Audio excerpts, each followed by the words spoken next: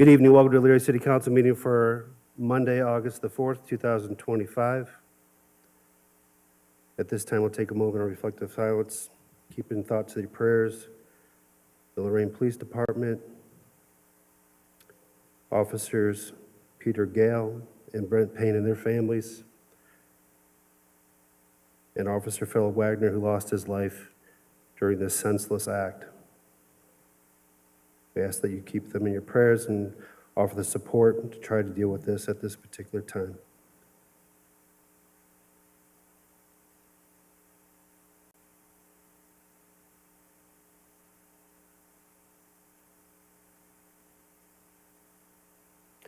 Ms. Mitchell, would you lead us in the pledge? I pledge allegiance to the flag of the United States of America and to the republic for which it stands, One nation, under God, indivisible, with liberty and justice for all. Thank you, Mrs. Mitchell. You're welcome.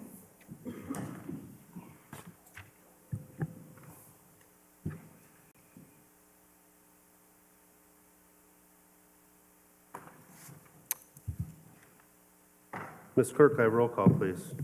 Yes, sir. Mr. Callahan. Here. Mr. Sira. Here. Mr. Armstrong. Here. Mr. Oswald. Here. Mrs. Mitchell. here. Mr. Tollett. Here. Mr. Lippian. Mrs. Sawerka. Here. Mrs. Davis. Here. Mr. Schneider. Here. Mr. Stewart. Here. We have one absent, and we have an excuse for Mr. Lippian. Can I get a motion? So moved. Moved and Second. seconded. All those in favor signify by saying aye. Aye. Opposed, nay. Motion carried.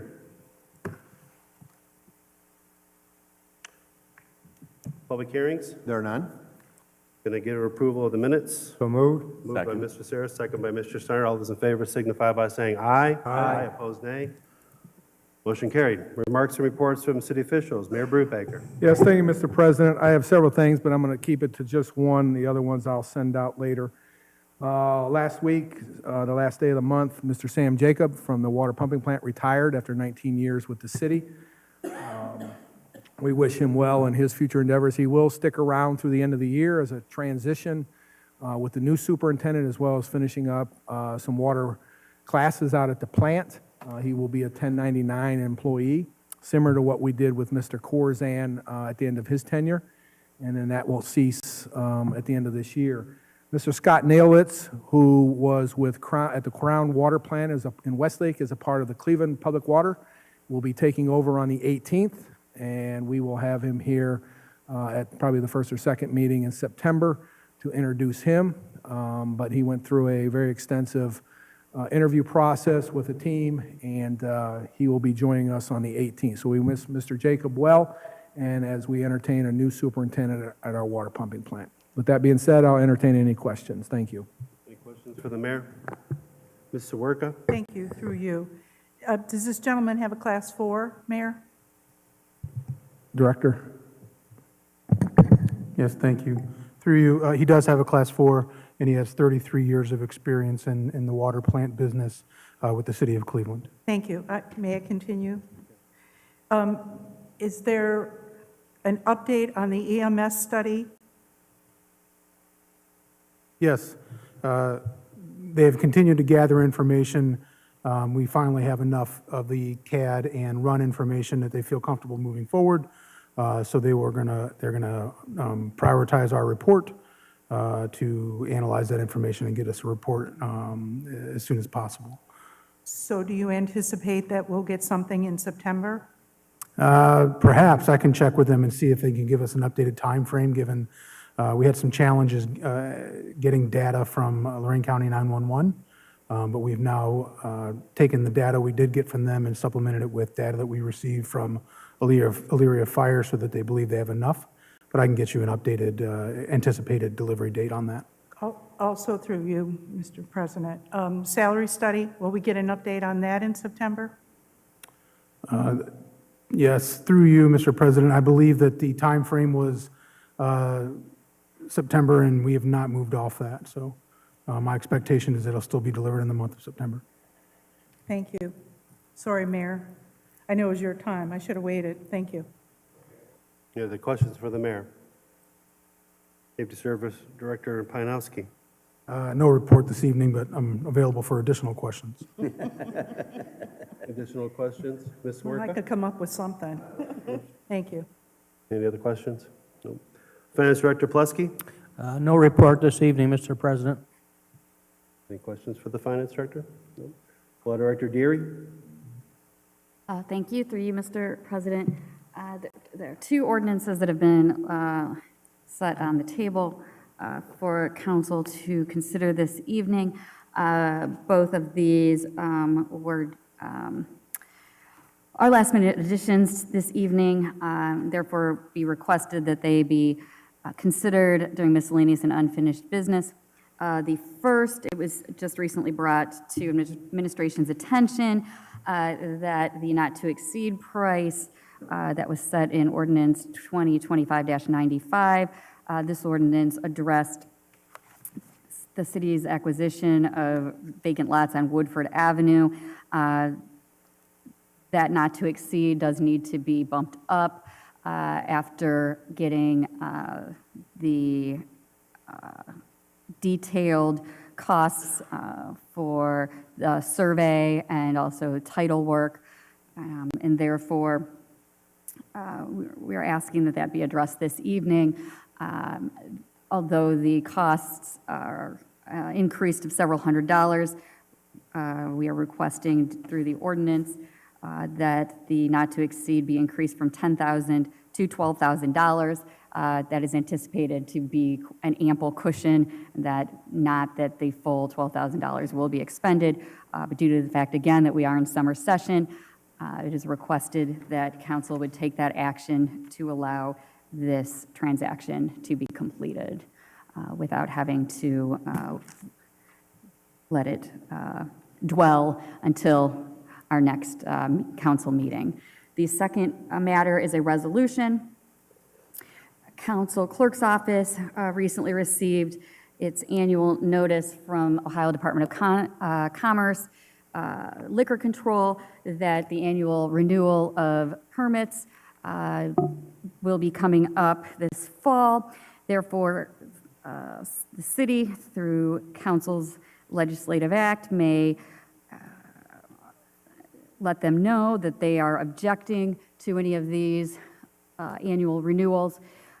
In conversations with the Safety Service Department, Fire Department, Building Department, and Elyria Police Department, a request is being made that the liquor permit being held at the premises known as the Bistro at 645 Taylor Street, which is being held by Zanmar M77 LLC, who does business as the Bistro.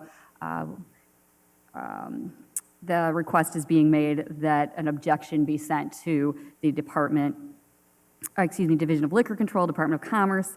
The time frame set forth is such that not only does the resolution need to be passed, but also a written statement by my office also has to be prepared. It needs to be postmarked no later than September 2nd, which happens to be our next regular council meeting. Therefore, we are asking that council address and, should you so wish, pass this resolution this evening on suspension and declaring an emergency as well. So thank you very much. I would anticipate that in their own reports, should you have specific questions, the various department heads will be able to give you the specific reasons for the objection. I will tell you that in this resolution, under the Ohio Revised Code, the specific provisions are that the premises do not conform to the building safety or health requirements of the governing body of the municipal corporation, to wit, that would be our city. So thank you very much, and that's my report for this evening. Any questions for the Law Director? Thank you. Elyria Police Department, Chief Welsh. Chief Welsh, before you make a comment, I'd like to read a letter, if you don't mind. Elyria City Council. As all of us are certainly aware of the tragic events that transpired on Wednesday, July 23rd, 2025, in the city of Elyria involving their police department. This letter is to share to you my opinion of the performance of Chief Jim Welsh. The scene was obviously chaotic and quite emotional. Lorraine police officers not only had to witness 3 of their brothers go down, but had to still deal with the possibility of additional assailants, victims in the area. Chief Welsh arrived and instantly took a leadership position, directing the officers on scene, coordinating investigation efforts, and served as a public information officer, giving hastily convened press conferences, which from his experience can be very difficult to do. I've studied leadership under stressful conditions my whole life, adult life, and have seen both good and bad leadership. Myself many times being under that bad part. But what I saw from Chief Welsh on that afternoon, July 23rd in Lorraine, was the best leadership under stress I have witnessed in my career.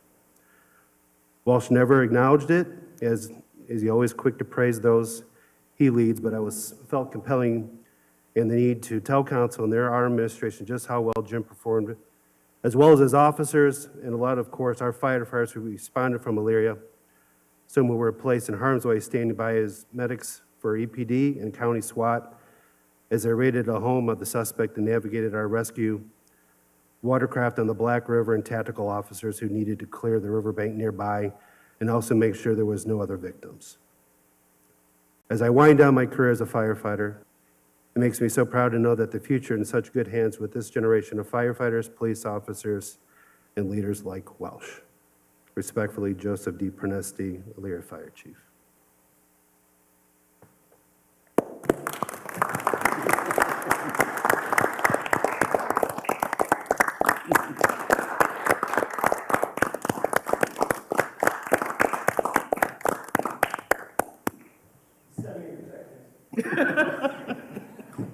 Well, I would just like to thank Chief Bernesti for his kind words, and I would also like to thank all the citizens of Elyria and Lorraine County for their support. I've received many kind words and thanks supporting law enforcement, supporting Lorraine Police. This was one of the most tragic scenes that I've ever experienced as a 27 years in law enforcement, and as we stated earlier in council session, I'd like to extend my sincere condolences and support for the Lorraine Police Department. As you all know, Elyria has been tasked with conducting an impartial investigation into the events that led up to the shooting on July 23rd in the city of Lorraine. We are in the early stages of that investigation. We are conducting interviews, doing cataloging and processing evidence, and try to determine why and how this tragic incident happened. We're not there yet, but we will soon disclose our findings as we conduct an impartial and transparent investigation. And again, I'd appreciate all your support and kind words that you've directed towards our police department. I would like to say on behalf of the department, our officers stepped up tremendously during this last week's events in providing mutual aid to the city of Lorraine, and their mayor and chief have also expressed thanks to me, and I appreciate the work of my officers during this time, so thank you. I wanted to speak tonight and piggyback what the law director talked about concerning 645 Taylor Street, doing business as the Bistro Bar. It's become a chronic problem location that threatens the safety of our community. The consistent failure of the establishment to operate responsibly has left us no choice but to request that council support a formal objection to the renewal of its liquor license, which is due October 1st. This location is operating as a bar, and it's open sporadically during the week, usually 2 to 3 times on random dates, or days of the week, excuse me. In the last 3 years since it's been open, we've responded to 91 calls at that location. We've had another 150 proactive patrols based on the issues that have been occurring there. We've had shootings, drug arrests, individuals in possession of firearms, assaults, robberies, gang violence. Based on my experience in doing this type of work over the years in narcotics, it's not a matter of if, but when we have another shooting or a homicide at this location. What's also troubling is the overcrowding in issues that we've had there. In partnership with Elyria Fire, the Health Department, we've conducted operations based on overcrowding complaints. The certified occupancy of that location is 80 persons, including staff. On March 9th, 2025, 170 people were inside, which is double the occupancy limit. On March 28th, the bar again was found to be well over capacity and was ordered shut down by Elyria Fire Department. Lorain County Health Department and Building Department have issued multiple citations for code violations tied to these events. These actions led to 2 formal investigative operations involving multiple departments, which is rare and underscores the gravity of the situation. It's also a major nuisance to the nearby businesses at 605 Taylor Street and 711 Taylor Street. Majority of the complaints from the businesses and neighbors alike are loud music, noise disturbances, reckless driving, parking issues, fights, public intoxication, littering, and public urination. These complaints have become a drain on police resources and erode quality of life for law-abiding neighbors and businesses. And for those reasons, I ask that you vote to object to their liquor renewal. I'd be happy to answer any questions you may have. Any questions for the chief? Mr. Werka? Thank you, through you. Is there anything that we can do in the meantime? Is there any other action that we can take besides objecting? We are going to continue to monitor the activity at the bar. Again, we've increased patrols there. We are working with our partnering agencies, with the fire department, the health department, the building department. We'll keep conducting covert operations, and when we have intelligence to support some type of function that's going on there that we believe will create issues, but until that time, taking away their liquor permit, I believe it will be the best course of action to get this closed down. If I could continue, I too would like to echo the compliments that you've received and well-deserved. I've seen you in action. I told you personally that I thought you did a tremendous job. And for those that don't know, the acting chief in Lorain, Michael Failing, is Norm Failing's son. Norm, that was community development director here for many, many years. So thank you again. You were outstanding, and I'm sure we'll continue to do that. Thank you. Thank you. Through you, Chair, to the chief, is it a bar or is it a restaurant bar? Because in the past, it had been a restaurant bar. So are they still operating as a restaurant also? Not to my knowledge, it's more of an after-hours location. The patrons show up late in the evening, and they carry on until 3:30 in the morning. It's when we've been getting a lot of these complaints, especially from neighboring businesses and residents in the area. Whether or not they serve food there during the day, I don't have that information, but the issues that we are seeing are based on late evening, early morning, and after hours problems. So this is, it's run more as a bar as it is than a restaurant. Thank you. Mr. Armstrong, then Mr. Schneider. Through you, Mr. President. To Chief, is that the only bar in our city that's acting like this in that type of nature, or are there others that are actually doing the exact same thing that's on your radar? Right now, this is, appears to be the most problematic and the one that we're focusing our efforts on. We've attempted to make contact with the managers and owners of the bar, and they've been little help and trying to remedy the situation. We've given them plenty of chances, and they've failed to take any action to support what we're trying to do to make the area safer. But this is the only one at this time that we're asking for an objection on, based on the problems the chronic problems that they've shown over the course of the last 3 years. Mr. Schneider? Through you, Mr. President, to Chief. I know I've had some residents complain about the parking situation there. Was the fence that the neighboring business put in for this reason, to prevent people from using their parking lot? Do you know? I think there was a fence put around the perimeter of the neighboring business with gates. Thank you. Yes. To my understanding, one of the main factors in that decision was because they were having patrons of the bistro park there. They were littering. There was disturbances in the parking lot well into the early morning hours, which dictated the fence being erected to keep unwanted vehicles and persons out of that property. Thank you. Any other questions for the chief?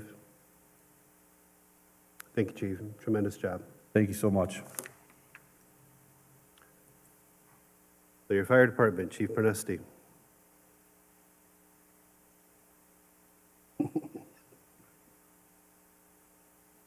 Okay. I just wanted to echo what the chief was saying as far as the bistro, and he mentioned the overcrowding. He mentioned that it was double. Their occupancy is 80, and I believe the one night that he mentioned, they were at 160. The problem that we see is that they have at times will advertise a private party or a birthday party or whatever, and they get a tremendous crowd. And it's not just so much for the obviously the fire, but, if there is any kind of violent, it's in this day and age, you have to worry about the two dreaded words, active shooter. If you have a shooting or something go on in there, it's not designed to hold 160 people. If you remember, it was a small Bernie's restaurant. I think it was fish fries and a small bar, and it really hasn't changed as far as inside the occupancy. Also, I wanted to take this opportunity to tell you two things in the fire department. Number one, hopefully on August 19th, thanks to the SAFER grant and the administration's efforts to boost our staffing, we will go up to 16 members on duty for the city, and we're putting in service a pumper that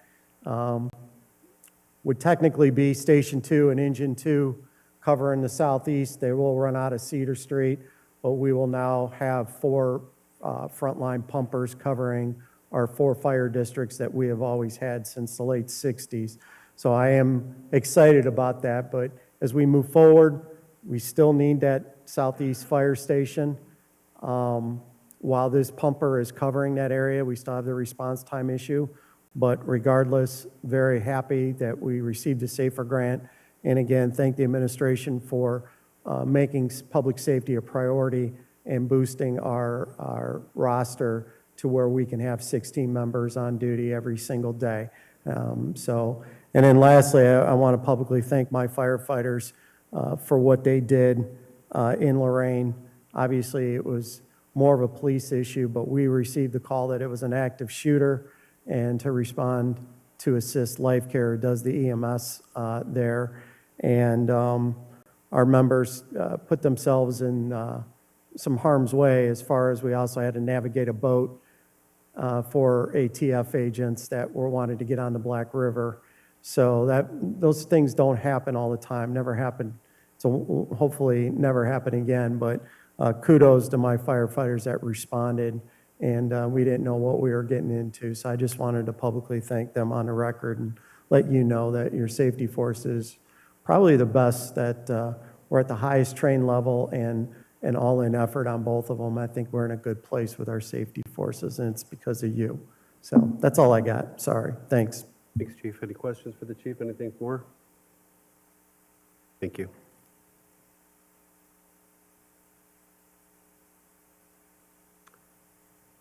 City Engineer, Mr. Schneider.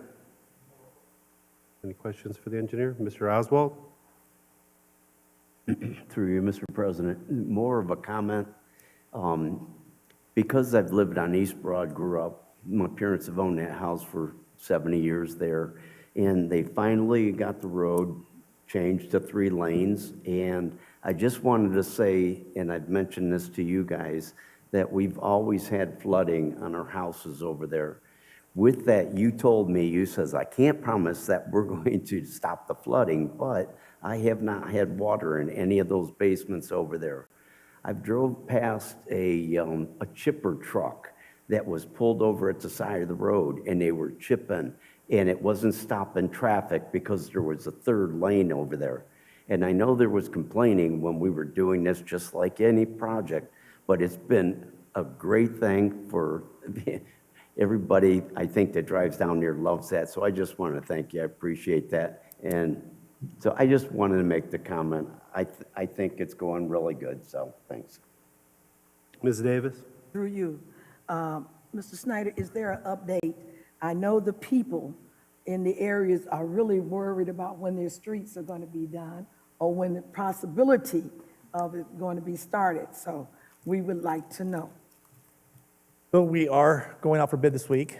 It is behind a little later than we wanted to be, but we did talk to a few contractors. Some assured us that they will be able to complete it this year.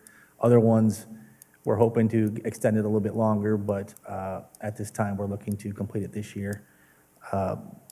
I do know that the 3 of the 5 Ohio Public Works projects should be going out, or should be starting construction very soon. We already had pre-construction meetings with the contractors, so we should see those in the next week or two, a few of those ones. So I believe it's the first 3 being done were Murray Ridge, Leona, and East River Road. So we should see those relatively quick as far as the southern half of Murray Ridge. That was for me. Any other questions for the engineer? Mr. Oswald? Through you, Mr. President. So do you have an update on Gulf Road? How are they coming along? Are they on schedule? Is that working good? No problems? No serious problems. As far as pipe going in the ground, they are ahead of schedule as far as pipe going in the ground, but until it's all tested and all the laterals are installed and things of that nature, they still have some time to go, but I believe they're over halfway down the road as far as the main line's concerned, so. Okay. Ms. Sawerka? Thank you, through you. John, I've noticed that we've had a lot of main breaks over the last 2 weeks or so. Is there some reason why we've had them during this? It seems unusual for summertime. Do you know? I do not know. I do know there was a main break, I believe, today over on the southwest side of town. Right now, the water tower over there is down by the Lorraine County Jail. It's down for painting, for maintenance. So that pressure district over there actually is running on pumps alone. So the pumps throttle up and down, maintaining a constant pressure as best as possible. That can break a main if it were to spike, but it's programmed to not do that. But it's not to say that it can't happen. Thank you. Anybody else? Thank you, Mr. Schneider. Thank you. Chief Building Official, Mr. Farkas.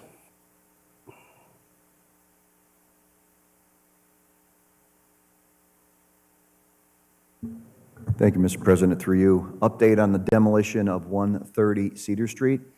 The home is down. The site is almost near completion. They're working on finishing up the sidewalk that was damaged, and they have secured the rear of the property that overlooks the river with a fence.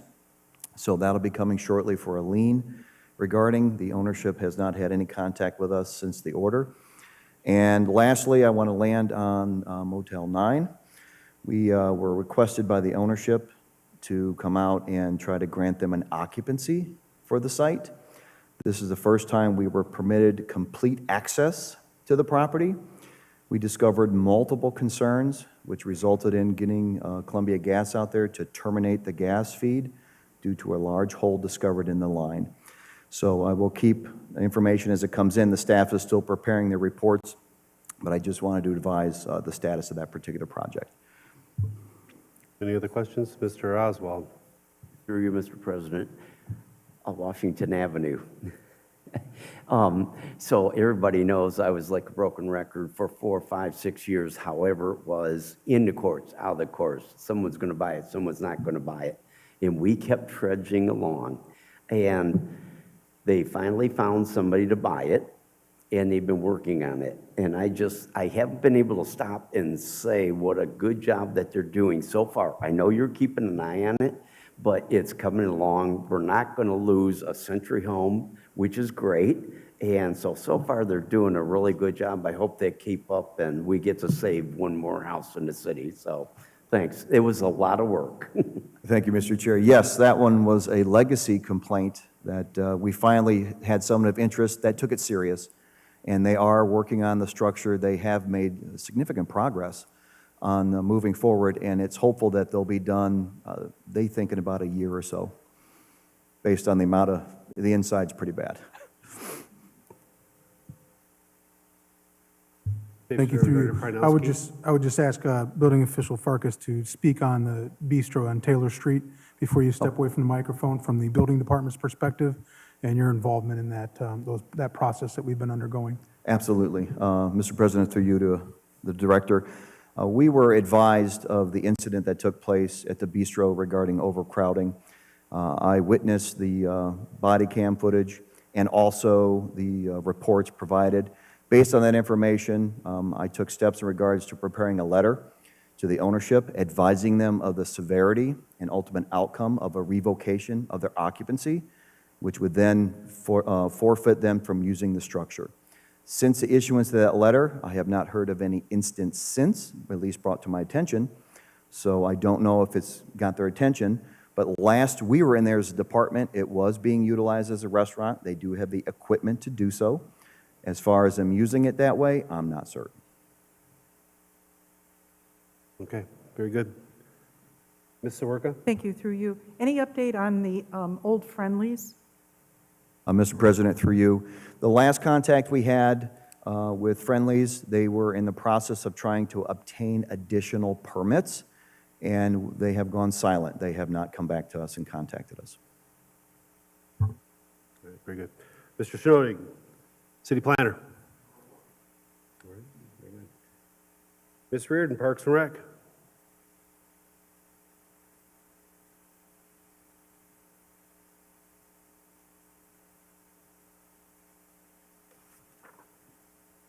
Good evening.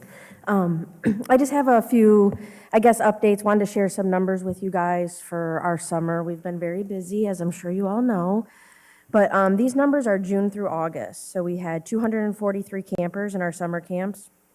We had 149 campers for just our sports camps. We've done 162 private swim lessons. We've had 673 participants over our 3 sessions of swim lessons. Excuse me, sorry. We had 200 participants in our summer soccer league, 71 in t-ball, 35 in tennis. We've done 12 concerts between Thursday afternoon and Saturday evenings. And our shelter rentals, May through August, we've had 194. So we've been very busy the last few months. We've brought in over 22,000 in donations for camps and all of the special events for the whole year so far. I did forget to add Safety Town numbers, I apologize, but we're right around probably 180 for our 3 weeks of Safety Town. So I just wanted to share a little update. Like I said, staff's been very busy, but they've been doing a great job, both maintenance and recreation staff. So we have a busy fall ahead of us. I'll be happy to answer any questions. Any questions? Mr. Schneid? Thank you, Director Reardon and your department for all your hard work. Just one little question. I noticed when I was at East Rec recently, the chemical storage building, like the perimeter of it is like rotting out from like moisture or something? Or do we have any plans on repairing that or looking into that? Yeah, through you, thank you. We are in the process of doing a pool study to kind of see what do we need to make our pools last about another 15 to 20 years. That building has been, on our maintenance radar for a while. What can we do to that? So I don't think we'll do any major repairs, but we do need to fix the bottom of that and just put up something in the meantime, so we'll do that. But I think any major repairs, we're gonna wait until after we get the study back and kind of look at the overall picture. Understandable, thank you. For you, President. Director Reed, I just want to say thank you to you and your staff for all the work you do. I'd also like to encourage all my colleagues to start attending some of these summer concerts because they're wonderful and well-organized. So come on out, have some good times. Ain't seen none of y'all. Except for Jack. Jack's there, always there with me. I love you, Jack. I just want to, how do I want to say this? I definitely want to say thank you to your staff, even though I know you're on vacation, for the work they did for the Taste of the South for the 2-day event. There was a lot of obstacles, but they got through it. So tell your staff, thank you for all their hard work. Thank you, that's all. Any other questions? Thank you, Ms. Reardon.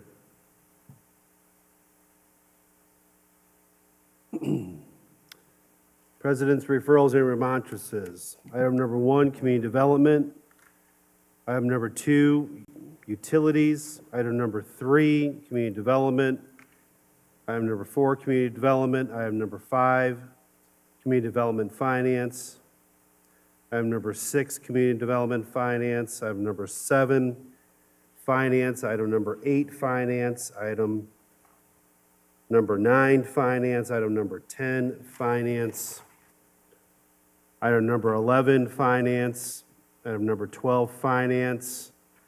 Item number 13, finance. Item number 14, finance and utilities. Items 15 through 18 received and placed on file in the clerk's office. Ms. Mitchell. Mr. President, through you to the law director, I was expecting to see on the referrals for Wednesday's utility meeting, the matter of the kids not playing in the street over at Briar Lake. Through you, Mr. President, I believe that went into the referrals at our last meeting. Okay, okay. So yes, I believe that it will be going to utilities, but I believe it's already been made, the referral's already been made. Thank you so much. But I will double check. Thank you. Very good. Petitions and remonstrances from the lobby. There are none. Petitions and remonstrances from council members. There are none. Reports of standing and special committees. We have one. We have considered the matter of a residential rental development utilizing in the multifamily funding programs of the Ohio Housing Finance Agency, and the committee does not object to said project. Mr. Schneider. Mr. President, I ask that this committee report be accepted and that the committee does not object to said project. Second. Moved and seconded. Is there any further discussion? Question? Ms. Sawerka? Thank you.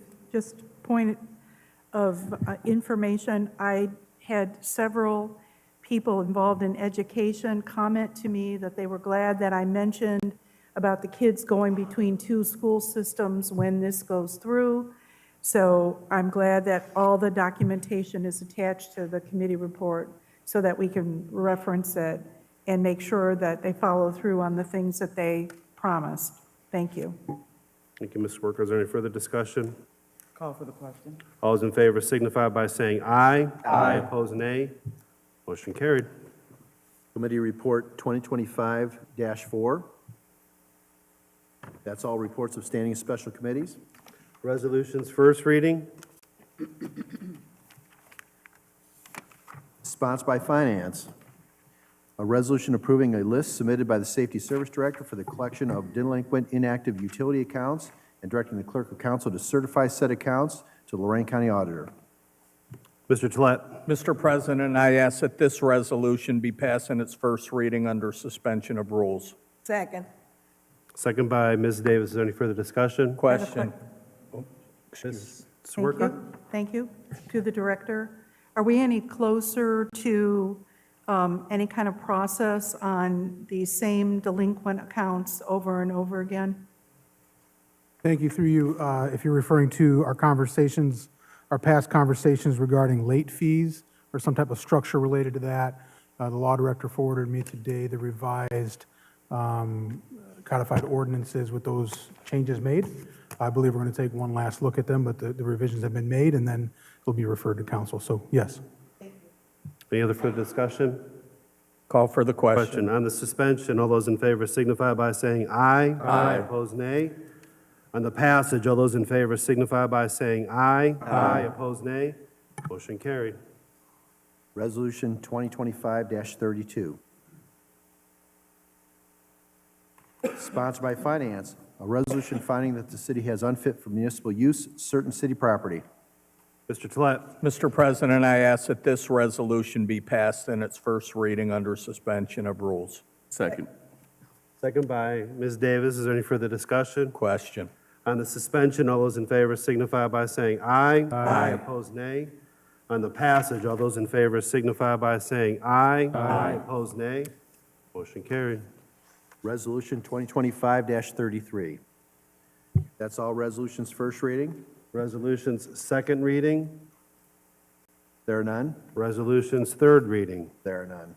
Ordinances first reading.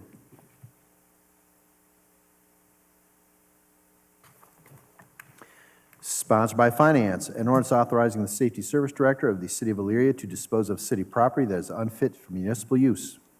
Mr. Tolet. Mr. President, I ask that this ordinance be passed in its first reading under suspension of rules. Second. Second by Mr. Snyder. Is there any further discussion? Question. On the suspension, all those in favor signify by saying aye. Aye. Opposed, nay. On the passage, all those in favor signify by saying aye. Aye. Opposed, nay. Motion carried. Ordinance 2025-115.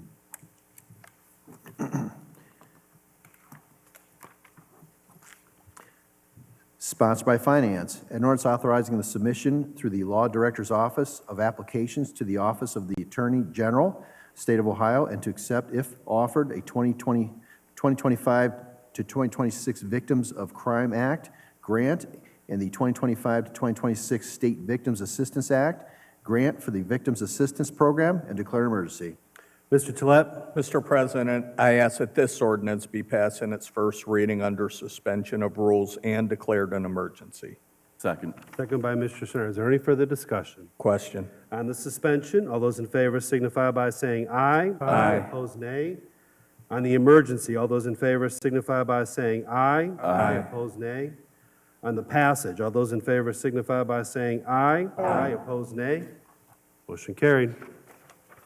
Ordinance 2025-116.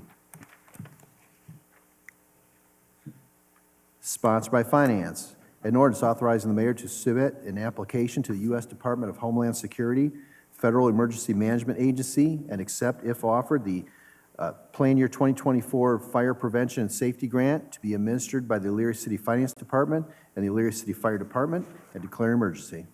Mr. Tolet. Mr. President, I ask that this ordinance be passed in its first reading under suspension of rules and declared an emergency. Second. Second by Ms. Davis. Is there any further discussion? Question. On the suspension, all those in favor signify by saying aye. Aye. Opposed, nay. On the emergency, all those in favor signify by saying aye. Aye. Opposed, nay. On the passage, all those in favor signify by saying aye. Aye. Opposed, nay. Motion carried. Ordinance 2025-117. Sponsored by Utilities and Finance. An ordinance authorizing the mayor to apply to the state of Ohio for Round 40 grant and/or loan funding administered by the Ohio Public Works Commission for repair, reconstruction, and resurfacing of certain roads in the city of Elyria, authorizing the acceptance of said grant and/or loan, if offered, providing local funds as necessary to complete said projects. Ms. Mitchell. Mr. President, I ask that this ordinance be passed on its first reading under suspension of rules. Second by Mr. Armstrong. Is there any further discussion? Question. On the suspension, all those in favor signify by saying aye. Aye. Opposed, nay. On the passage, all those in favor signify by saying aye. Aye. Opposed, nay. Motion carried. Ordinance 2025-118. Sponsored by Utilities and Finance. An ordinance authorizing the mayor to enter into a local public agency, LPA agreement with the Ohio Department of Transportation for the Lorraine Elyria TLCI Phase 6 project and declare an emergency. Ms. Mitchell. Mr. President, I ask that this ordinance be passed on its first reading under suspension of rules and declared an emergency. Second. Second by Mr. Tolet. Is there any further discussion? Question. On the suspension, all those in favor signify by saying aye. Aye. Opposed, nay. On the emergency, all those in favor signify by saying aye. Aye. Opposed, nay. On the passage, all those in favor signify by saying aye. Aye. Opposed, nay. Motion carried. Ordinance 2025-119. Sponsored by Utilities and Finance. An ordinance authorizing the mayor to advertise for bids and enter into a contract for the TLCI Phase 6 project and declare emergency. Ms. Mitchell. Mr. President, I ask that this ordinance be passed on its first reading under suspension of rules. Second by Mr. Armstrong. Is there any further discussion? Question. On the suspension, all those in favor signify by saying aye. Aye. Opposed, nay. On the passage, all those in favor signify by saying aye. Aye. Opposed, nay. Motion carried. Ordinance 2025-120. Sponsored by Utilities and Finance. An ordinance authorizing the mayor to advertise for bids and enter into a contract for the wastewater pollution control plant, pole barn project, and declare an emergency. Ms. Mitchell. Mr. President, I ask that this ordinance be passed on its first reading under suspension of rules and declared an emergency. Second by Mr. Armstrong. Is there any further discussion? Question. On the suspension, all those in favor signify by saying aye. Aye. Opposed, nay. On the emergency, all those in favor signify by saying aye. Aye. Opposed, nay. On the passage, all those in favor signify by saying aye. Aye. Opposed, nay.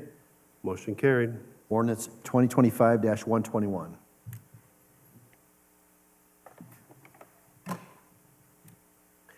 Sponsored by Finance. An ordinance amending ordinance number 2025-37, known as the 2025 Permanent Appropriations Ordinance, to change funds in various accounts. Mr. Tolet.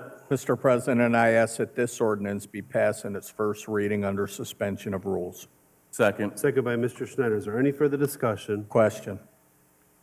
On the suspension, all those in favor signify by saying aye. Aye. Opposed, nay. On the passage, all those in favor signify by saying aye. Aye. Opposed, nay. Motion carried. Ordinance 2025-122. Sponsored by Community Development and Finance. An ordinance authorizing the transfer of certain vacant land, real property located within the city of Elyria's urban renewal plan to an adjacent property owner. Mr. Schneider. Mr. President, I ask that this ordinance be passed in its first reading under suspension of rules. Second. Second by Ms. Davis. Is there any further discussion? Question. On the suspension, all those in favor signify by saying aye. Aye. Opposed, nay. On the passage, all those in favor signify by saying aye. Aye. Opposed, nay. Motion carried. Ordinance 2025-123. That's all ordinances first reading. Ordinance's second reading. Sponsored by Community Development. An ordinance amending section 1131.02 codified ordinances of the city of Elyria, Ohio, known as the zoning ordinance to rezone certain real property located at 131 Williams Street, Elyria, Ohio, from a R-TH residential two-household district and a H1 heavy industrial district to L-I light industrial district. I declare this ordinance has had its second reading. Public hearing is scheduled for September 2nd, 2025 at 7 p.m. That's all ordinances second reading. Ordinance's third reading. There are none. Committee calls.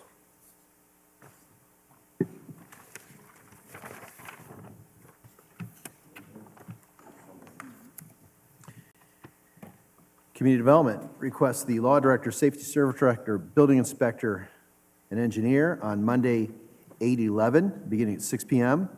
Joint CD Finance requests the Mayor, Law Director, Finance Director, Safety Service Director, and Engineer on Monday, 8/11, immediately following CD. Utilities request the Mayor, Law Director, Finance Director, Safety Service Director, and Engineer on Wednesday, 8/6, beginning at 6 p.m. Finance requests the Mayor, Law Director, Finance Director, Safety Service Director, and Engineer on Monday, 8/11, immediately following the joint. Strategic Planning requests the Mayor, Safety Service Director, Finance Director, Law Director on Tuesday, 9/2, Immediately following full council. Miscellaneous and unfinished business. The law director had made some comments in regards to a resolution and an ordinance. I guess we'll go ahead with the ordinance first. If you want to refresh that, Law Director Deary, just so that we're all clear.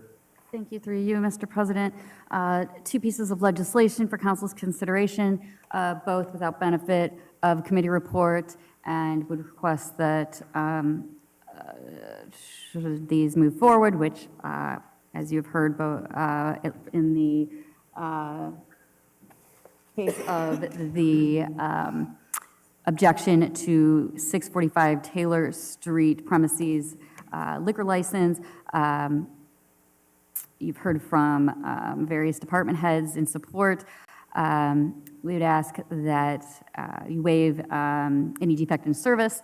Also, the motion to amend 2025-95 to increase the not to exceed price from $10,000 to $12,000 for the acquisition of 2 vacant lots on Woodford. Also, without benefit of a committee report, and waive any defect in service. The clerk has both of them and can read the captions off for you. We'll start with Taylor Street. A resolution objecting to the renewal of permit 098-04038-1, 645 Taylor Street, Elyria, Ohio, and declare an emergency. Ms. Mitchell? Mr. President, I ask that this resolution be considered without the benefit of a committee report and waive defective service under the suspension of rules and declared an emergency. Second. Second by Mr. Sarah. Is there any further discussion? Question. On the suspension, all those in favor signify by saying aye. Aye. Opposed, nay. On the emergency, all those in favor signify by saying aye. Aye. Opposed, nay. On the passage, all those in favor signify by saying aye. Aye. Opposed, nay. Motion carried. Resolution 2025-34.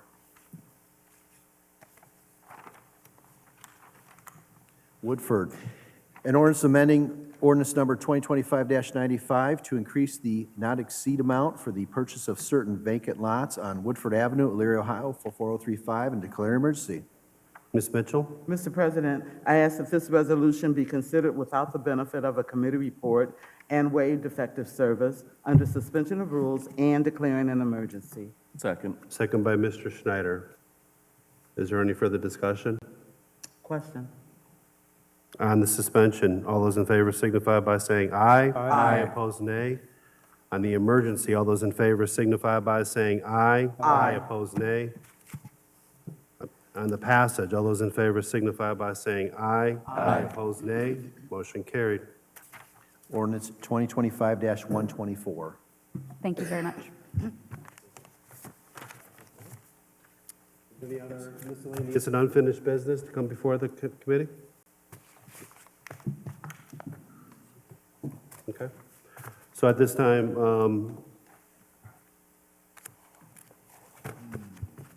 we'll adjourn this council, then we'll take a 5-minute break, and then we'll go into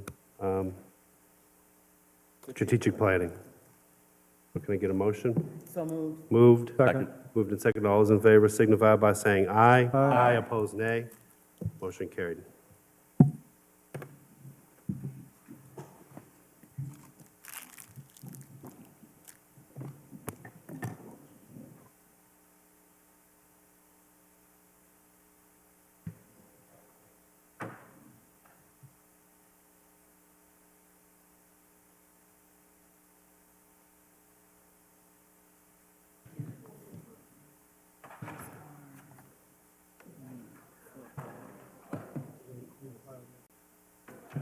Well, that's Amanda's deal.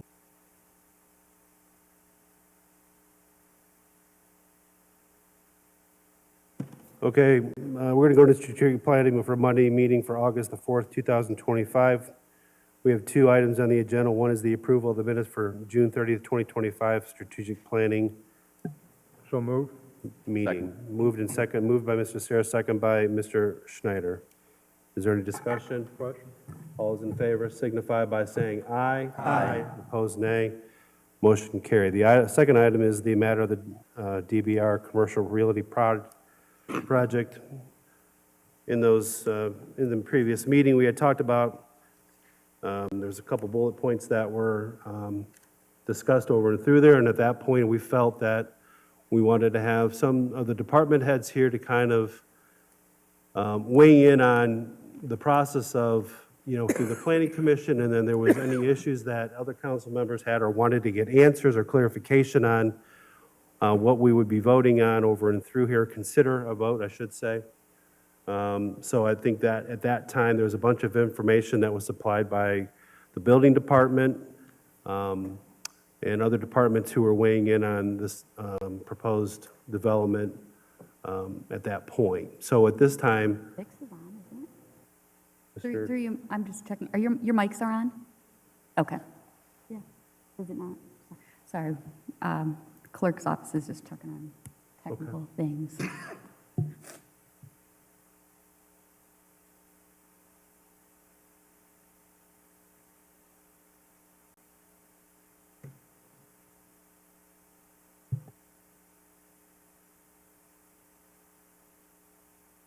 oh, so we're not live?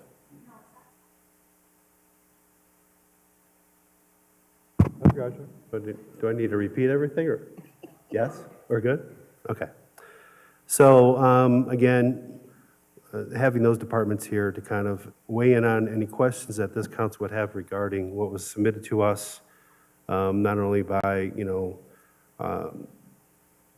building department, but DBRs had sent some information that it was all accompanying that. So Mr. Tolet has got his hand raised up. Yes, I've got a question. The one issue at hand in the development agreement, the final point that we had, it's my understanding that that was totally withdrawn by DBR and removed from the development agreement. If that is the case, there'd be no need for us to ask questions of the building department or engineering regarding the development agreement. That's what we as a council voted on in our last meeting to go back into and vote for. So that's not part of the development agreement. That's the issue at hand right now. The only other part of that would be in the TIF agreement, very small thing to convert it from us, from the city of Elyria to the Port Authority, which again is a very small change. And as we voted on as a council at our last meeting, that's what we would be voting on tonight. So with them withdrawing the one remaining issue, there should be nothing that we'd need to ask for engineering. It doesn't matter at this point. Well, I disagree, but I respect your thoughts on that, but I disagree with in regards to that. We had this arrangement that was set up for the strategic planning, so people want to ask questions, so I'm going to let them ask questions, whether they're withdrawing of that or not. Even though it's not part of the development agreement? Yes, I am. Law Director Deary. Through you, Mr. President, Attorney Russ Balthus is here by way of an update. Our attorneys did receive an updated draft from DBR's attorneys this last Thursday afternoon. It was reviewed. We had our attorneys, including myself, had a discussion on Friday related to that draft. I will say that, yes, the language pertaining to pre-approval has been drastically altered. That being said, I am legally satisfied with the draft of the development agreement. However, I want to let council know that based upon the representations of the Port Authority, as well as the ongoing relationship that the development agreement will establish, it is important that this council is comfortable with this project. And there are several reasons for that. One, as was made clear by the Port Authority,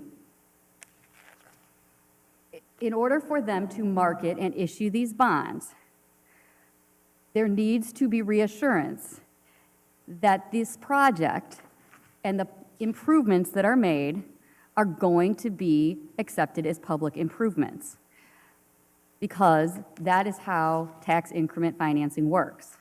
So if there is a doubt or some notion that we want to, quote, whatever your motivation is, get this done, or we want to kick the can down the road as to whether these roads will be accepted as public or private, or there are things that we don't like about this, then I would caution you, as your legal advisor, that this needs to be addressed sooner rather than later, because, quite frankly, it may very well be seen, and if I were attorney for a developer, any developer, including DBR, I would quite frankly look at that as bad faith, as that council would be, frankly, doing a bait and switch. So, because again, the final plat would not come before this council until the project is done. And if the Port Authority and the developer relies on the fact that we entered into this development agreement and we pass a TIF and we're like everything's all good to go, and then a few years from now this final plat comes before council, and then it's, oh, no, these roads are too skinny, we don't like the fact that they're stubbed out. And I'm not saying that those aren't rational concerns, but I'm just saying it is important that if this economic development agreement and if this TIF are passed, that council has decided that they are comfortable with the project as a whole. And Attorney Balthus could be much more eloquent of saying that than me, and he is here, and we have discussed this not only with Attorney Balthus, but also with Attorney Friedman as well. So obviously, it is your prerogative as to whether you do wish to hear with who you brought here tonight or to look at these plans. So yes, Mr. Tolet is correct that the economic development agreement itself does not, you're not, pre-approving, or that's not taken away, but it still is a very crucial part of the decision that you will ultimately make. Also, I would, my recommendation would be, since even as recent as several hours ago, DBR's one attorney, Jason Dotson, was sending back a few revisions. I would say nothing exceptionally substantive, but still there were revisions going back and forth as of, I would say, about 2 p.m. this afternoon with Attorney Balthus, that should council wish to take action and pass the legislation, Russ and I have had discussion. We believe that we would have a final product for council to consider if you wished. Next Monday, I know there's CD and Finance joint. Should you have a quorum, we would have something prepared for you to consider Monday, August 11th. That would be timely in terms of the school board taking action. Their meeting is August 20th. If you have any questions about that, I already said I would not put him on the spot, but Attorney David Seed, who represents Elyria City Schools, is here this evening, and I believe, without him saying anything further, I believe he would verify that time frame for you all. The school compensation agreement also needs to be finalized. That is a very important piece of this puzzle. Mr. Worka. Drew, you have a question to the law director. Let me start off by saying, first of all, none of us can control what happens in the future on any project. We could approve the mall project, or we could approve some other shopping center project, and it could change. I think we've discussed this so many times. I won't be here when this all comes to fruition. I have two concerns. One concern is that there's some space, land, something for a fire station in this area, number one. And number two, that I hope that the retail people that were considering the Chestnut Church property consider this instead. And I think the more we drag our feet for this, it just complicates and muddies both of those things. if we pass a committee report, we can get whatever attachment to that committee report at a later date, right?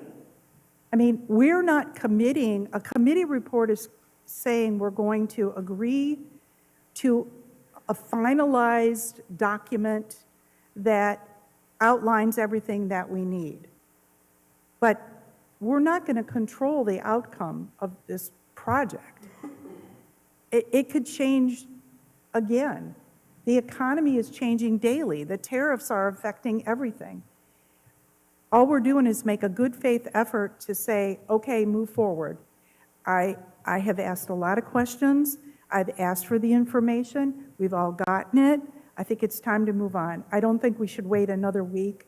I think we vote on a committee report tonight, and then you work out the details. Unless the attorney that we've paid probably several $100,000 to already tells us it's not a good idea, that would be the only reason for me not to do it. Through you, Mr. President, unfortunately, should the committee wish, absolutely a committee report tonight, but I'm telling you, there is no legislation upon which to vote this evening. And therefore, and it's my understanding that there has been some back and forth with DBR's attorneys. They would very much like to see the legislation considered in full by council. Then the quickest that we would be able to make that happen would be August 11th. Unless council as a whole would like to have it prepared and come back earlier than August 11th. But I could tell you as of 8:20, is that where we're at? I do not have that right now. Furthermore, based upon the history of this project, this is the sort of legislation that I would wish to have 100%, the draft 100% in front of each of you at the time that you vote on it. This is not the type of legislation that I myself would be comfortable having you delegate to my office to approve on, and tweak on your behalf. Yeah. Mr. Oswald. Through you, Mr. President. So respectfully, Mr. Tolet, I feel it's important to have at least the building department and the engineer to speak on what transpired in the planning commissions. Because right now, what's in that agreement was passed supposedly through planning commission, and they had so many items that I went through. That's why I would like them to say, this is what I didn't agree with. That's what I didn't agree with. But still, it made its way through planning commission. I don't feel comfortable right now with what's in that agreement as far as that. So you change the items that I would like them to discuss, size of the roads, if there's sidewalks, if there's going to be utilities, if there's so many questions. When I was asking questions, I couldn't believe it. And you can't, and even the mayor, you told me, well, we could figure out the sidewalks, a few things like that. And I get some things, but some things are critical, and we need to know these things before we vote to make me feel comfortable. Thank you. Mr. Tolet. Through you, Mr. President, and again, I say this respectfully. The size of the roads are right in the plan. This council who's sitting up here has passed this size of road numerous times going forward. One is public, one is private. The fire department and the police department respond to both. They go down both. So that's number one. The development agreement is what the majority of this council said we would be voting on tonight. I would like us to carry through, and that will be my motion right now, that we take a vote on the development agreement now that the last piece of that has been removed from the development agreement, and I would like us to vote on that. Thank you. Through you, Mr. President, with all due respect, I would advise that you not vote on a draft that I myself have not laid eyes on, the final draft, and candidly, none of you have either. I'm going to second the motion for discussion purposes.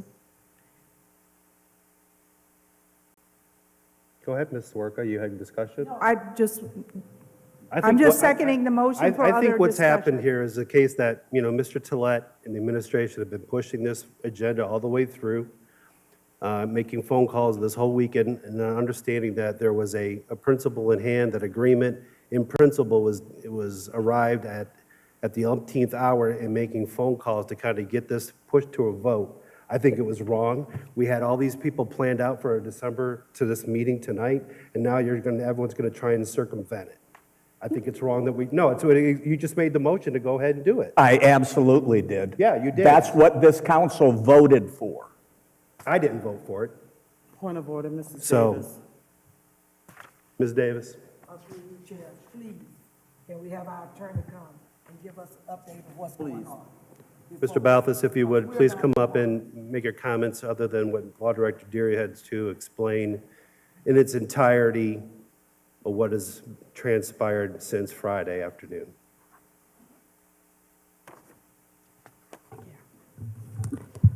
Thank you, Mr. President, or Mr. Chair.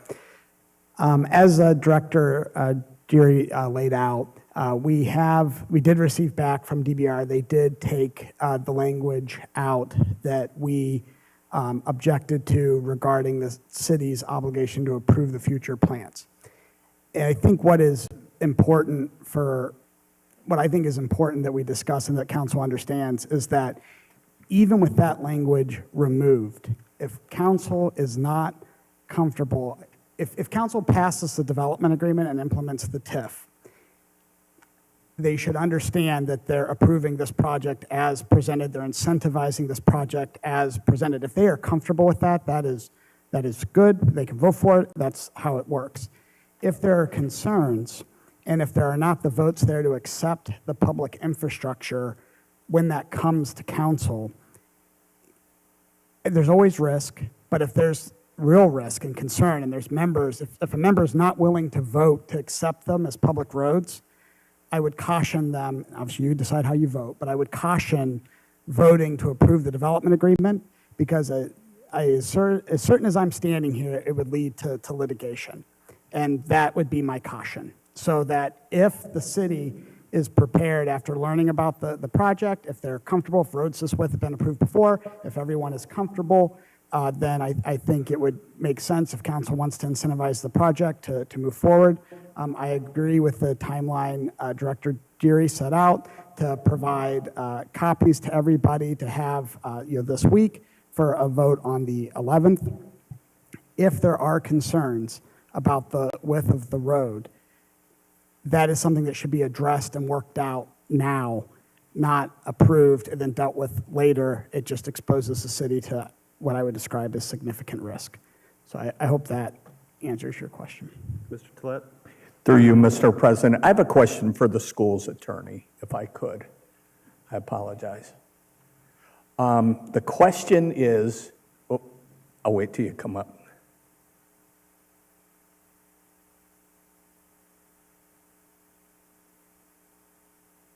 I promise you're not on trial. This is for mine. I understand. Couple questions. The forecast that we were given is 1.2 million per year in property tax generated for the schools. Is that close to what you understand on this? I don't have that exact number in front of me, but it would be the number that we were presented information about 6 or 7 months ago. Okay. And from our knowledge, that hasn't changed. The number of units and the configuration of the project has not changed.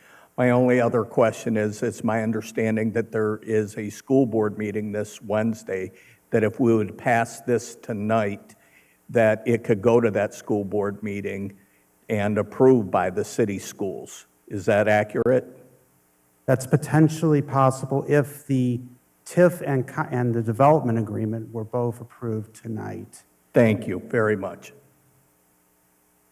But we do not have at this moment, we are still awaiting comments on the TIF agreement, the compensation agreement. So we are very close to the finish line. We still are awaiting comments and make final revisions to the document. Thank you. Then Mr. Schneider. Thank you, Mr. President. Through you to the school's attorney, don't walk away just yet. If we were to vote on this next Monday, could the school board call a meeting to vote on it if we were to approve it? The school board has a meeting on the 20th. I would have to check with the administration, who would have to check with the board members to ascertain availability to meet next week. But through, Mr. President, through you. That is conceivably possible. It just depends, like when all of you meet, based on the availability of calling a special meeting.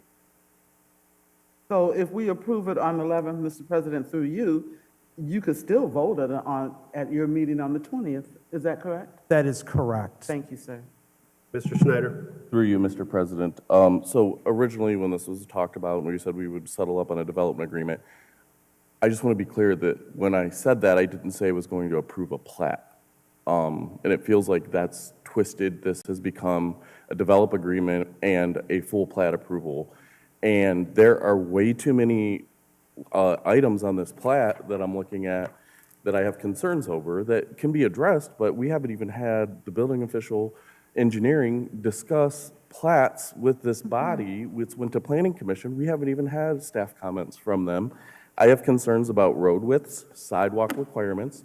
I know these roads are narrow, and I understand recently we've had some other narrow privately ran or privately operated HOA roads that have sidewalk requirements for one side of the street. Not sure why this one doesn't have that requirement, or do they? I don't know. I don't see it on the plat. I have questions about the utility easements with the placements of the properties. They're only 20 feet wide and so far from the road. I'm not sure what that width is, but we have easement issues with the road width.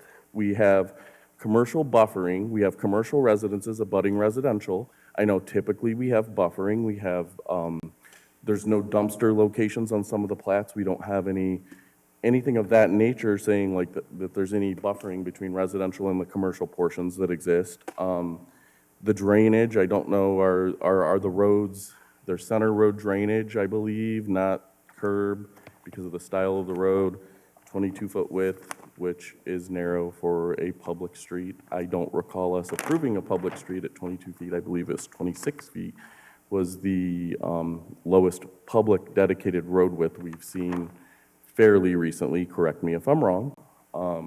With that being said, I would like to hear from, at some point when we continue on, I would like to hear from the engineer and the chief building official on the plat that's been provided, since it feels like this is twisting into a plat approval.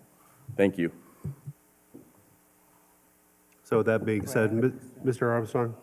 Through you, Mr. President, to you, Councilman Snyder, what do you mean by you haven't seen the design of the streets? I see easements. Are you only looking at the plat, or are you looking at I'm the looking at the actual? plat. Because that comes after this.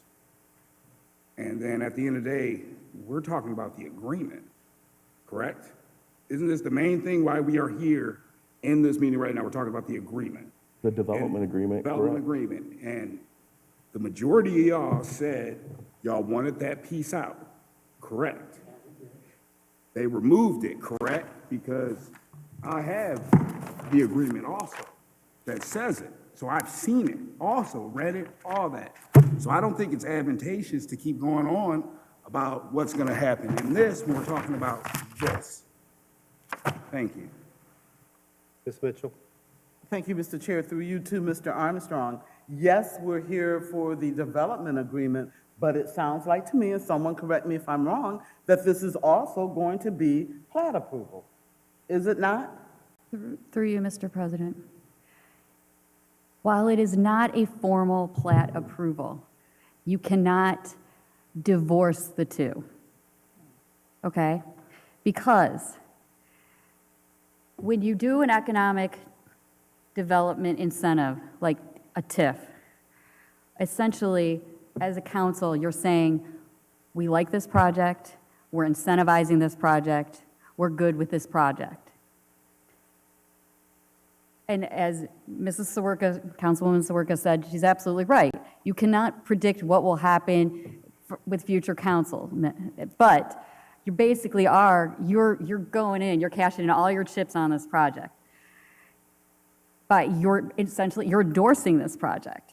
And if, basically you're saying, we will deal with this later, we'll deal with, if we have problems with, again, the drainage, or how wide the road is, or that there's sidewalks, or there's not sidewalks, because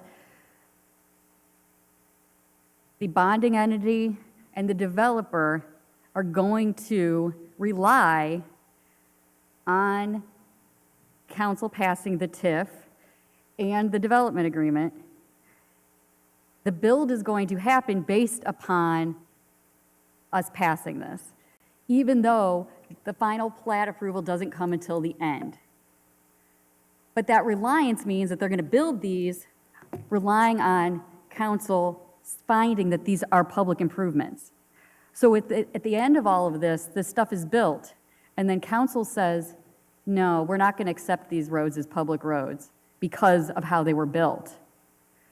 Then, again, if I were the developer's attorney playing devil's advocate, I would absolutely file a lawsuit, because I would say, hey, you guys didn't speak up when you had this stuff in front of you. You passed a TIF. I thought you guys were good on this. And now we've done all this, and we invested all this, and you did tax increment financing, and now this money's not going to reimburse me.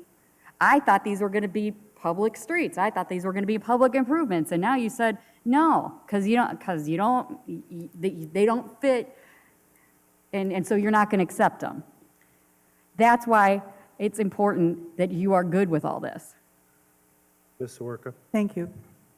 If I could get some clarity on a comment that you just made about approving, Planning Commission's already approved this. Okay, we have several layers here. We have several departments, several layers of approval that have come here. And again, I agree with Mr. Armstrong. We're talking about the development agreement, not the specifics. And if Planning Commission has already approved either either against the recommendation of internal staff members, that has happened multiple times. I personally can remember multiple times when street names came before Planning Commission that the fire department objected to because they were very similar to existing street names. And they sounded the same, and in an emergency, they could get mixed up. But the Planning Commission still approved it and still went forward, and so then it came to council and it moved forward. So I'm trying to just understand, what are we second guessing here? If Planning Commission approved it, we'll get our questions answered, and if Mr. Farkas stands up and says, yes, I saw that, I didn't like it, I told him no, not a good idea, they still voted for it, we're not going to be able to change that. We can't undo that. We can't put that toothpaste back in the tube. Attorney Balthus, did you want to weigh in on that? Just one quick distinction I think is important, and Director Geary can correct me if I'm wrong about the city's internal processes here, but if the Planning Commission approves it, that's for the purpose of giving them permission to build it. The question of the roads being dedicated to the city is a council function. So that is the question here. Because these are things that will be constructed to the conditions dedicated or set forth and approved by the Planning Commission, it is still a council determination to accept them. That acceptance is critical for the development agreement and the TIF infrastructure to work the way that it should work. No one will benefit, including the developer, if the development agreement is approved and the TIF is approved, and then later the roads are not accepted for dedication by council. So I think the goal here, from my understanding from the last meeting, was just to make sure that council was familiar with the project, to make sure that we did not see that as a problem in the future. Because if there are concerns about that could lead to it not being accepted, everyone, I think, benefits by those being worked through now and not later. So, thank you. Mr. Sarah? Through you, Mr. President, so going back to the roads for just a minute, 25, 30 years from now, if those roads need to be redone, and we have accepted those roads, the TIF would pay for those repairs, would it not? Mr. President, that would be an eligible expense under the TIF. The road maintenance and like repaving would be eligible. The question would be based on the valuation the auditor assigns, the way the development agreement works, and the cash flow, the waterfall of the cash flow. It would probably be unlikely at that point that there would be excess funds at that time. There could be if the valuations are higher, but the projections that I have seen, and again, it was a while ago, I don't think there would be a ton left at the end. But to the extent that there would be, that would absolutely be an eligible expense. Thank you, Mr. President, through you.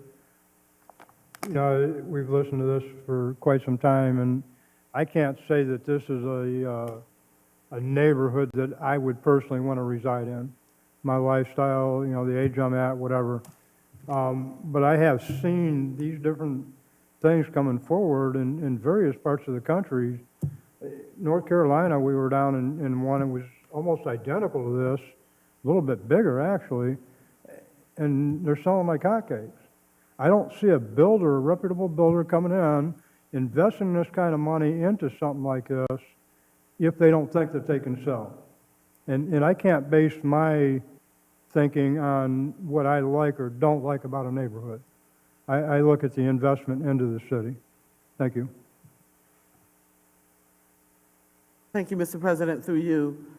So to my colleagues, I'm going to ask, we have the engineer here, we have the head building official here. What is wrong with hearing from them, from getting their opinions? They're here. Let us hear what they have to say. That's all I'm asking. Mr. Tolet? Through you to answer your question, what the engineer has to say doesn't affect what's in the development agreement. That's the point of this. It has nothing to do. We've had the plat that was passed by the Planning Commission available to look at and bring questions up for a tremendous amount of time. And I believe now, you know, we had a question come up in our last meeting. Why are we, as council, being asked to do something that nobody else gets? Well, now we're asking that the builder do something that no other builder has to go through, and that's not fair. Mr. President, Mr. I'm sorry, I wasn't complete yet. What is that? What is the developer being asked to do that no one else has been asked to do? This time frame to get this passed, this is, I mean, the latest correspondence, I mean, we had this set for tonight, and it's the time frame, and Through you, Mr. Tolet, we didn't get a draft from them until last Thursday afternoon. 5 days ago, you've had it to eliminate the one. I didn't get anything from them. The one point that was being removed from the development agreement, and they did it. Correct. So we've had 5 days to prepare that for council. Mr. Tolet, through you, Mr. President, and we are still getting draft revisions from DBR's attorneys as of this afternoon. Mr. Balthus, Attorney Balthus, got an email from DB, and I'm not blaming them, this is how this works, this afternoon at 2 p.m. Now, that being said, And given the history of this project, Yes. in its totality, yes, why would we want to even consider voting on something, in principle, let's vote on something? Given the history of this project through you, and Mr. this builder. Yes, through you, Mr. President, I would say, it is just my legal advice, Mr. Balthus's legal advice, is that absolutely, if this committee of a whole is comfortable with this project as a whole, I also, just for the record, want to point out there is nothing in these plans as approved by Planning Commission. There is nothing in this development agreement that either provides for a fire station on this property or eliminates a fire station on this property. Also, there is nothing having that talks about this project on the corner of Chestnut Ridge and 57, although I certainly understand where Councilwoman Zawerka is coming from, but just for full clarification purposes. But I do want to say that, yes, it is my legal advice that, again, you cannot divorce these things from each other, that if you each need to decide if you are comfortable with this project as a whole in order to vote for this as an incentive. I would like to be able to serve this legislation as your law director on you for you to consider before you vote on it. Thank you. Mr. Oswald? Through you, Mr. President. So what Ms. Mitchell said, I would love to hear from the engineer and from the building inspector. But what you were saying, so basically, if we approve this, we right then give up our right to saying no when this thing is when this is finished, when this project is completed and it comes to council. If we don't approve it, we will get sued. Because what I felt now, I'm not comfortable what's in that agreement. And you just said that. Basically, I've given up my rights. If I approve this, I'm almost for sure have to vote yes when it comes to council to approve this and it gets dedicated to the city, correct? I think the level set, I would say that tax increment financing in this scenario is an incentive. A developer does not have a right to a TIF agreement. They have a right to build on their property, they have a right to go to planning commission, but to receive reimbursements through a TIF, that is an incentive. I think my point is, if you vote to incentivize the project, that is saying that you approve the project. If you later are voting that you aren't going to accept the roads because you don't like the roads, that's not something that I think the law anticipates, right? The expectation would be if you approve the development agreement, if you approve the TIF, you are saying, we like this project as approved by Planning Commission, and we are approving it. My concern that I'm just trying to raise as a lawyer who practices in this area, if council were to vote to approve the development agreement, vote to approve the TIF agreement, then vote to not accept the public infrastructure, it would create a very significant problem that the probability of a lawsuit would be very high. And my role is to make sure that you know that. And so that's what I just want to make sure that I make clear. And through you, Mr. President, and that's why I want to feel comfortable what I want to get the answers from, why I don't feel comfortable with what's in that agreement with that kind of information. Thank you, Mr. Oswald. Ms. Zawerka? Thank you. Okay, first, I'm going to clarify my comments. My comment on the fire station is that the southeast quadrant of Elyria needs one, whether it's there or not. My hope is that it can be put there somewhere. I know, Law Director, that it's not in the agreement. I'm very well aware of that. I still am making a pitch for it because it's needed for that side of town. And whether we have 16 people on duty or we have 400 on duty, we have 3 stations responding. They're going outside the city to go to other parts that have been annexed. The Chestnut Commons, I am opposed as a citizen, as a Third Ward council person, to have any more congestion at Dewhurst and Chestnut. My comment was, if those entities could go to this instead, that's my hope. I realize we're not controlling that. I have a question for Mr. Schneider. Mr. Schneider, in developments whether it's, any Hovanian, Mr. Yost, Mr. Corna, should he go forward with his developments, are we inspecting those developments as they are going in, and we've got a set of the plans that we're matching up with what's getting put in the ground? We do inspect all the Okay. public areas, not necessarily the private areas. I understand, and if I could continue. So they're going to follow a roadmap that's been approved, And if they don't follow that roadmap, whether it's 2 years from now, 2 months from now, 20 years from now, they'd be in violation, correct? Well, 20 years from now, they wouldn't be because it'd be passed, but say 2 years from now. If they didn't build it as built, as laid out on the plans, would there be some corrective action that would be needed? I think it depends on what they didn't build or They didn't whatever pour the concrete changed. deep enough. They didn't put whatever, Something like that, and as long as it functions properly, we would not necessarily go after them. They never built anything exactly to spec. When they put things in the ground, things settle. It's just the nature of construction. You can't be perfect. and that is my point, that there's a roadmap for this project to follow.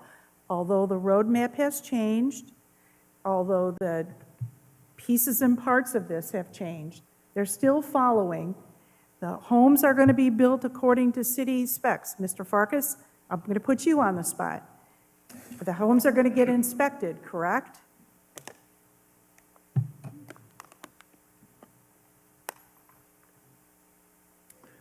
Mr. President, through you to Mrs. Soroka, yes, through the 2019 Residential Code of Ohio. So plumbing inspections, electrical inspections, footer inspections, all the multiple inspections are going to get done as part of the process. Yes. Thank you. My point being, if we've got those stop gaps in place, I'm less concerned that at the end of the road, I don't understand why there's a sudden, at the end of the road, all of a sudden, we're not going to accept this, and it's all wrong. It's incremental. These things are going to be done incrementally. I agree with you, Mr. Sierra. I wouldn't buy a 3-story townhouse, but I'm not in the market for one. I think we have debated this enough. If there's more questions, then my colleagues can ask. But there is a motion and a second on the floor to just pass a committee report that will have a finalized document. If we get the finalized document next Monday and we're not comfortable with it, rescind it. But I feel like if we don't put some deadlines on this, it's going to continue and continue. And I've been vocally questioning it and opposing it. But I think we've come to the point now where we're saying, well, we're going to have a lot of problems if we don't accept this down the road. Well, if they built it as it's laid out, what are we going to say? So, Ms. Sawerka, getting back to your inspection, so the road gets over there and it gets paved, and let's just say it's paved under the 22-foot restriction, and then the developer comes back and says, hey, this isn't right, I'm going to sue you. Because it does happen, to Mr. Schneider's points. So we're not out there measuring it when the pavement is where it's after the fact.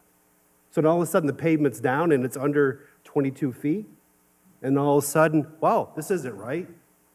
Rip it out, make him pay it, do it right. That's happened through you, Mr. President. That has happened in the past, and it's gotten corrected.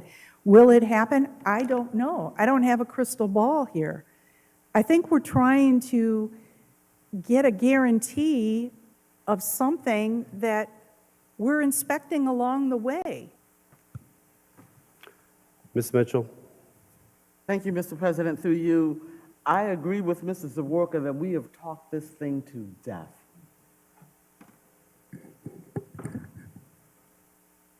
And personally, I'm tired of talking about it. So can we agree to do this? Can we allow the law director to do her job, prepare legislation, and we vote on it next Monday night? What difference does it make if we vote on it tonight or if we vote on it next Monday? Can we allow her to present us with legislation before we vote? Through you, Mr. President, if I may. I believe that obviously you're in committee right now. If the committee report is such that you approve the legislation, then that legislation would be prepared, as is the normal course. It would go to the next council meeting, and I would suggest, in the interest of all the parties involved, not last but not least, the school board, that should we have enough members to be able to have a quorum, that a special council meeting would be called for August 11th.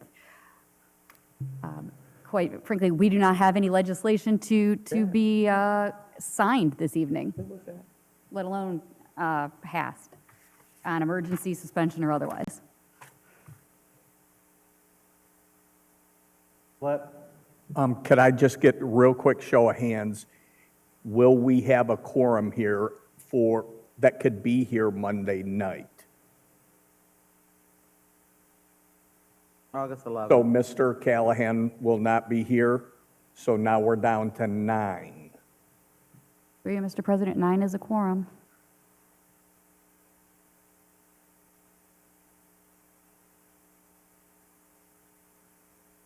Through you, Mr. President, again, I don't want to call out Attorney Seed, but he has indicated that a first reading would give some reassurance to the school board.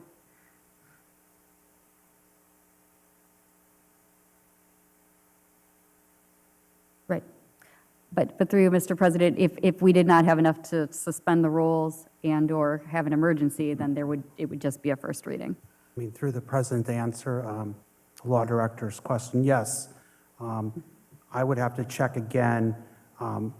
We have a meeting scheduled for the 20th. I would have to check with the administration as to the availability of the board should a special meeting be called.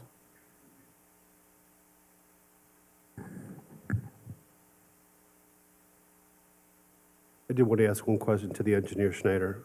Engineer Schneider, how many public roads do we have that are 22-foot public roads that have been approved? Is that what this subdivision is? This is what's proposed to us as 22 feet? I don't have the numbers, but I would say in the 24 years I've been here, none have been approved at 22 that are public. Public. Can I ask you a question? Through you, Mr. President, how many private roads that are serviced by the police and fire department of the city of Elyria are there that are 22 feet wide? Numerous. Hundreds, you would say? I wouldn't go hundreds, but I'd say there's quite a few. Thank you very much. But I would say that this is public money and public infrastructure, not private. But the TIF isn't done by the city of Elyria. Everyone keeps forgetting that No, this I TIF don't is now forget it. backed by the Port Authority. I don't forget about it. Through you, Mr. President, I mean, to be fair, it is, and to you, Councilman Schneider, it is still tax money. It is still taxpayer money. You're right, it is not city-backed. Through you, Mr. President, Engineer Schneider, just for point of clarification, how many public roads do we have that are that width and are, I would say, stubbed out, teed at the end? We have quite a One way few in and out. cul-de-sacs. Okay. 100 Okay. or so. I think Mr. Armstrong counted it one time for the. I'm sorry? 151. Thank you. Thank you. And through you, Mr. Schneider, and I'll let Mr. Schneider, Councilman, did this turn the, as far as the, for the fire department, did this meet the qualifications of that going around their turn radius to their auto turn? Currently, we don't have design plans yet. The road width itself, the fire department requires a minimum of 20 foot. Our ordinances even state that in the cluster home subdivisions. The minimum you're allowed to have is 20 feet for a cluster subdivision. Mr. Schneider.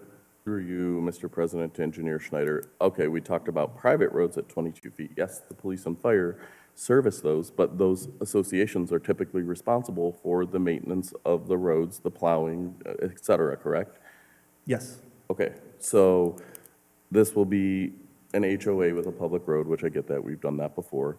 Do you foresee any issue with that down the road with with a potential HOA city issue down the road with any of this?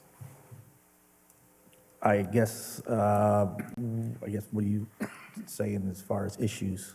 Well, drainage, anything along, like, well, here's the other thing. In the 22-foot road communities, historically, what we've approved recently in the 22, 24, the less than 26s, do you find that those properties that are being built on those 22 and 24-foot roadways have two-car garages with two-car parking spaces, where the plan here is about 50-50? Some are two-car garages, two parking spaces. Some are one-car garages, one parking spaces, from what I can gather from the plat. I don't know that 100%. I don't know. Can you verify? I know in various subdivisions, we have various parking requirements. Some houses have the single-car garages, some have doubles. I mean, it's all over the place. I mean, I haven't sat down and gone through them all, but we do see them in various spots. Through you, Mr. President, what I read in the agreement that was presented to council is that the HOA of this development would be doing all the plowing. They would cover the plowing of this public road. Is that how you understand it to read? I did not read it, but I did hear that, yes. Thank you very much. Okay. Anybody else want to weigh in on anything? There's a motion on the floor. You want to repeat the motion?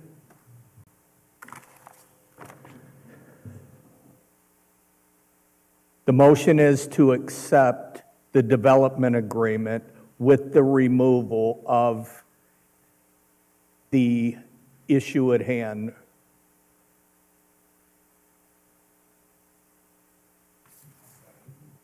It's been seconded already. There's a motion and a second. Roll call, any further discussion? Mr. Callahan? Thank you, Mr. President, through you. Just a short time ago, I thought I heard the law director mention first reading. If we vote on it Monday night, excuse me, Mr. President, through you, if we vote on it Monday night,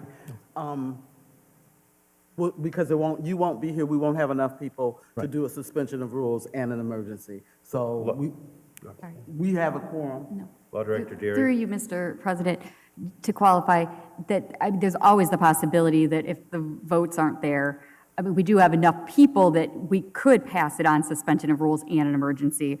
But should there not be enough votes for the suspension and/or the emergency, then it would default to a first reading, if that makes sense. Yes, thank you. Thank you to all. Any more discussion? Mr. Questions Stewart, been called? Questions been called? Roll call vote.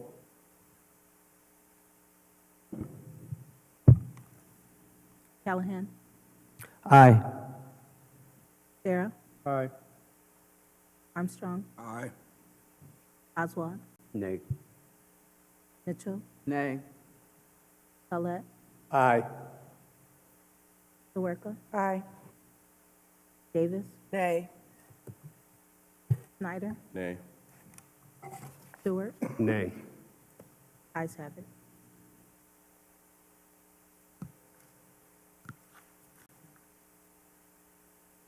I don't think so. All right, through you, Mr. President, just housekeeping. So please only sign the committee report if you voted in favor. So I'm going to pass this on. The ayes have it. Yeah. 1, 2, 3, 5. 6 ayes. 5. Oh, Through you, Mr. President, this would go then as a minority I'm report. sorry, 5 and 5. This would go as a minority report. Forward. So, even if it went, it would go as a minority report, if it's a committee report, so, okay. So, but again, please, if only sign if you voted aye. Thank you.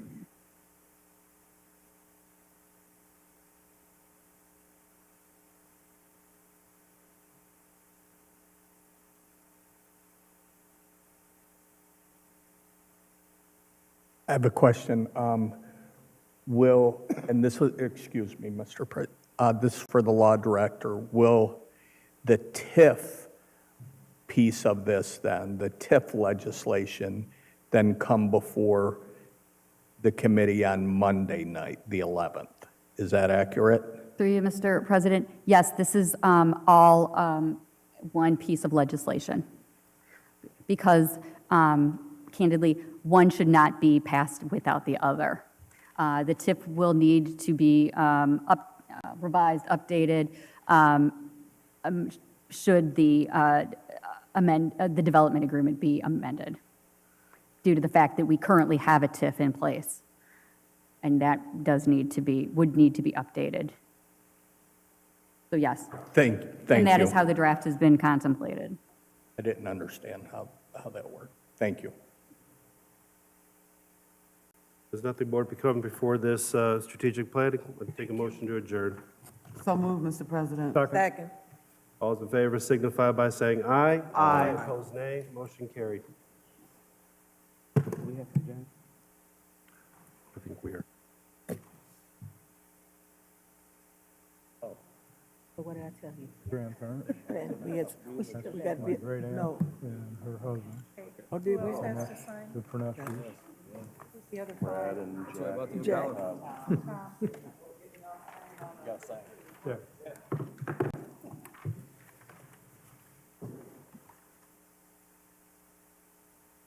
No, no.